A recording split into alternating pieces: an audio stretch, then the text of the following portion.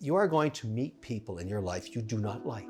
They may not like you. Doesn't matter. If you have to decide, I'm going to pursue that path, which is going to be really, really hard and difficult and take many, many years and be a great sacrifice, or am I going to pursue being a great employee? Oh, Mr. Wonderful, 10 feet high above them all. Okay, Chef Wonderful here, but not going to be talking about cooking, although I am going to make some dinner. I'm trying to kill two birds with one stone. I want to answer some questions for Ask Mr. Wonderful channel. Got lots of them, particularly around career. One of the suggestions made recently was, why don't you show your watch before you start your channel? And I thought, well, do I really want to do that? And I thought, yeah, wait a minute. What is watch buying all about anyways? Let me explain why I have so many watches. I support artists. You don't need to make watches anymore. The best place to read the time is on your phone. It's the most accurate you can get. So why would anybody build a watch, make a mechanical watch? And today I am wearing a Sea Dweller, which is a big honkin' Rolex. Really a great weekend watch. A rubber band, a rubber B band, which is red. Rolex doesn't make red band for it, so I use this company called Rubber B. They're not a sponsor. I don't own any of them, but they do the best integration, so I use their bands. Just terrific. I'll do a little close up here. You can see it. Isn't that beautiful? Fantastic watch. Anyways, the point is, when you buy a watch, you're supporting an artist because they spend their whole lives from a young age learning how to do that. And that's why I do it. I own lots of watches, support lots of artists. If I wasn't buying them and others weren't buying them, they wouldn't make them anymore, and that's a sad thing. That's a lost art. If you want a great watch, go ahead and buy one. You're supporting somebody, just like you would if you're buying a painting from an artist. So anyways, I'm going to make salmon tonight. Love cooking. And I'm going to do a Mediterranean salad with it. Cucumber, tomato, lemon, olive oil, that's it. Salt and pepper, very, very, very healthy. Mediterranean diet, very good for you.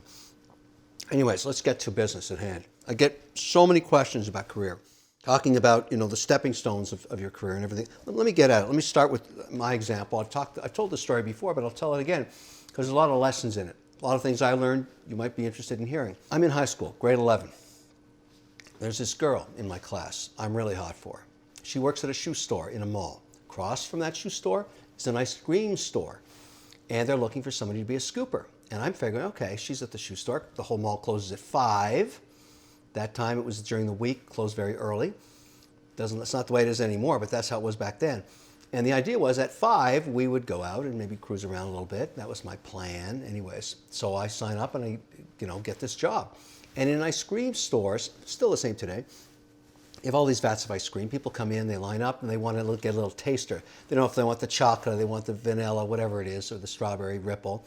And so you give them a little wooden spoon, a little ice cream on it, and then they try it, they sample it. But often they have gum in their mouths, and they throw it on the floor before they sample, right? So my first day, I'm really excited. I had a great day scooping. The woman who owns it comes over and says, listen, before you leave, Kevin, scrape all the gum off the floor. We don't want to stay in there overnight. It turns dark. I went, what?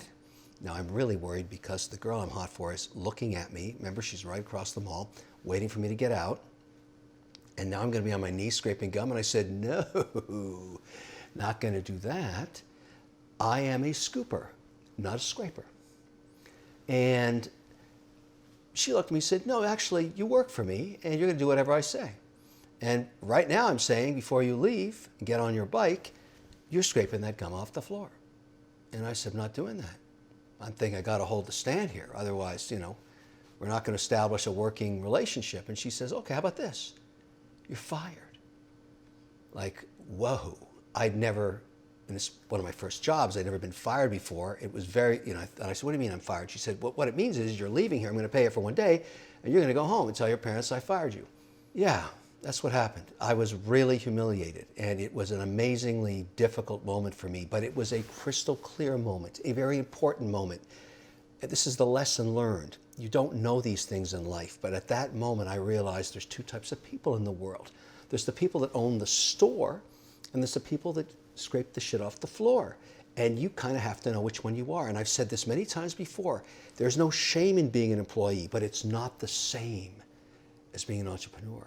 And that's the lesson I want to talk about, because if you think about financial freedom in the long run, the only way you're going to get that is take huge risk. What is that? That's a definition of entrepreneurship. Entrepreneurs do what they do 95% of the time to pursue their own destiny. and have control over their own lives. It's not the right path for everybody. I estimate that only a third of the people out there can do it.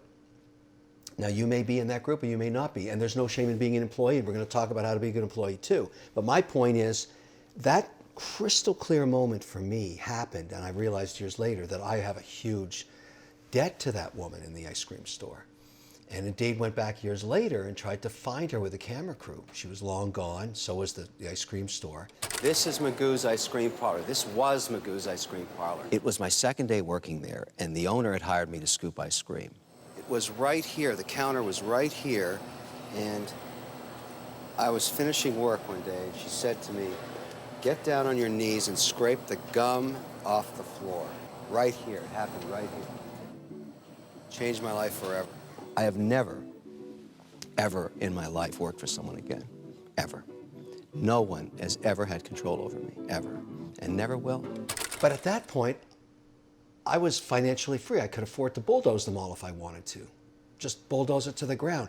And in fact, that did happen to that mall. And somebody who'd heard the story before sent me a piece of it, went out there in his car, grabbed a piece of the stone, and sent it to my office, which is a really nice thing to do because, and I use the story a lot to talk about career because you have to make that decision for yourself. You have to decide, I'm going to pursue that path, which is going to be really, really hard and difficult and take many, many years and be a great sacrifice, or am I going to pursue being a great employee? Now, if you want to be a great employee, you got to remember something.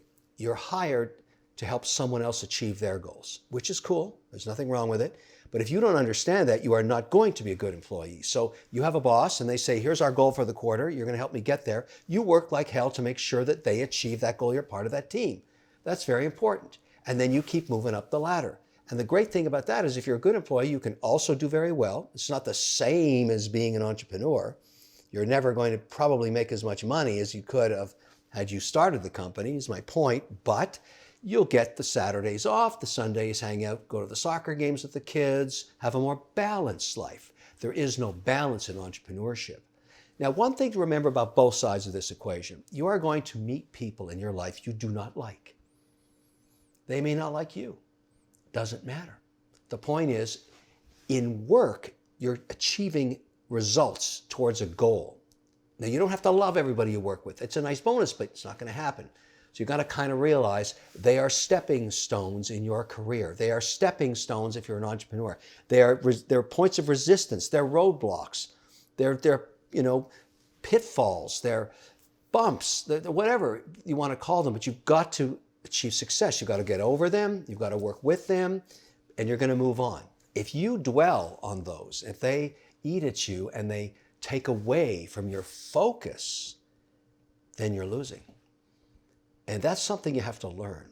You have to learn to deal with the noise, people that don't like you, people that hassle you, people you don't like, but that has nothing to do with achieving the objective, whatever that is. So if you own the business and you're starting a company, you know what you've got to get done. Number one, you got to take care of your customers. Number two, you got to take care of your employees. And number three, you're last on the list. Take care of yourself. You're always last on the list when you're an entrepreneur. You have to take care of everybody else. And along the way, you're going to be thrown all these challenges. They're potholes. That's what they are. But I learned long ago from great mentors that you got to deal with that. So think about that. You also learn things along the way that do not seem important while you're learning them, but years later end up being a really big deal. Let me explain one that happened to me. And you could be learning something today that you're just storing away and is going to be very, very important to you down the road, which is why it's really important in life to shut up and listen. A lot of people haven't figured that out. I have. I know I'm talking to you right now, but one of the things I've learned, the more time I spend in business, the more this is important. The more time I spend in life, this is important. You should listen 2/3 of the day and talk 1/3. You learn a lot more, you become more powerful. Here's an example. My stepdad was very influential with me. He basically said, look, you're going to starve to death. You got to go to business school. I go to do an MBA, 2-year course. As my dad said, you don't know what you want to do, so you might as well just get some technical training, which I did. I got 3 months off. I got to find a gig, summer gig. Get a job at a company called Nabisco Brands, okay? They have a pet food division, Miss Mew cat food. I get the job there working for a Dutch product manager. Very cool guy. First day on the job, takes me to the rendering plant where they make the basic pastes that you make cat food with. Either you make it with Sea of Japan tuna, the dark meat, or you make it with beef rendering and chicken faces, where they take beef lips, beef faces, chicken faces, render them with papaya juice, crush them down, make a paste. And then you add, for example, this is good, I'm here, you take little celery bits, for example, and you add it to the paste. So let's say you're putting celery with Sea of Japan tuna, and you call that tuna casserole. Now maybe you call it tuna Mediterranean salad, whatever it is, bits of other stuff, but it's basically the paste. You have two things. You got the Sea of Japan tuna, you got the chicken faces, the beef renderings. They make up everything. And all the rest of the facings or market share is based on the little add-ins you put into that cat food. Anyways, I spend my 3 months working on a new flavor. My job was to launch a new flavor that September, before I went back for my second term. And there's about 100 salesmen and women in the room, and I have to present the flavor. And the thing you got to know about cat food is we had this in Upper Vermont, we had this place, a farm where we tested the cat food on cats. And I learned that cats actually would prefer more water in their food.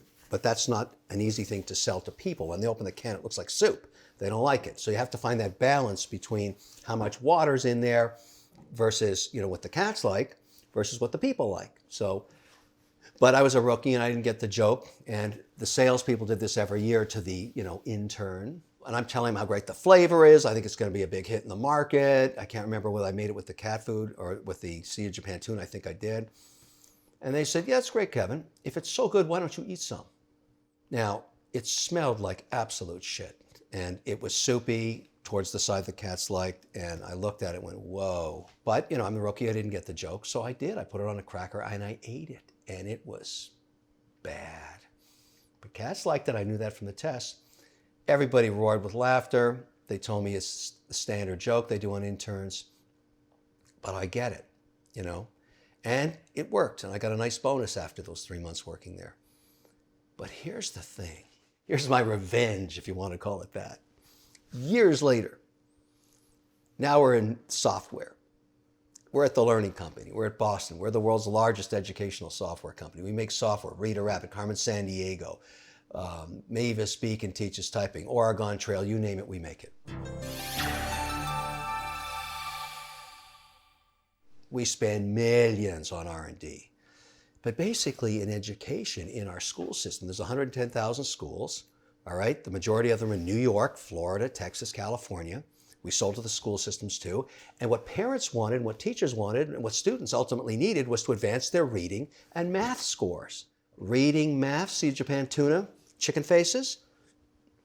All of a sudden, I'm sitting at lunch and I'm talking to the guys and we're thinking about next year and the millions we're going to spend on R&D. I said, guys, let me tell you this story about cat food. I said, if we're really just doing reading and math titles and throwing in bacon bits in the form of another character, Big Bird or Reader Rabbit or Carmen Sandiego or Mavis Beacon teaches typing, whatever it is, it's just a character. But the basic code is reading and math. Why don't we consolidate down to 2 engines, save millions in R&D, just have 2 teams and some graphic artists to put in the characters on top. The kids don't care. They're 4 to 7 years old. I'm not saying kids are cats, but you know what I'm saying. We saved millions that next year, where our cost of capital went way down and we acquired all our competitors. Where'd that come from? That was the lesson the Dutch guy taught me in the cat food business.